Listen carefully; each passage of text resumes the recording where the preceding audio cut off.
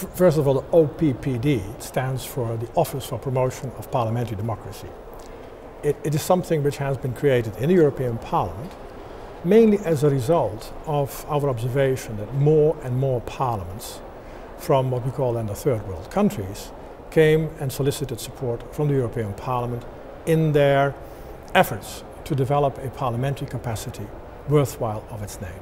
For many years, too much emphasis in the governance support project has been focusing on the executive, on civil society, and far less attention has been spent to helping parliaments develop a proper technical and political capacity to act as what they are supposed to be, the voice of the people.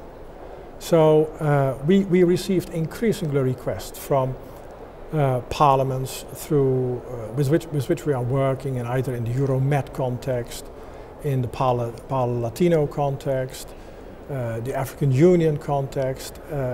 We got feedback from our election observation missions that parliaments who had been duly elected in a proper manner were then facing the dountable task of actually doing what they were supposed to be elected for, and felt that they didn't have the capacity. So these parliaments looked at the European Parliament not as a role model, but as a very interesting example where we had actually demonstrated that it is possible to reconcile very different parliamentary cultures and traditions into something which seems to be working.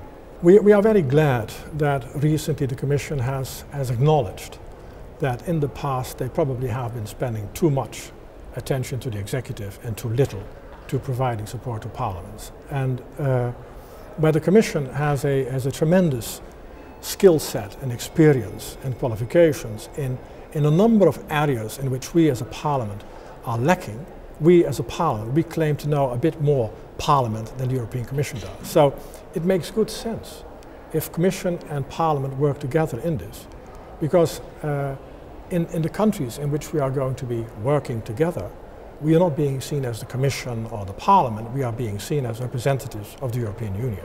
Donors can start understanding that for a thriving parliamentary democracy, to which they all express themselves as being supportive, that they have to invest in the political society of the country. And the Parliament is the ultimate expression of that political society. Donors should realize that unless you have institutions which are functioning well, civil society will not have a great impact either in decisions making. So instead of providing support to civil society, they should do both.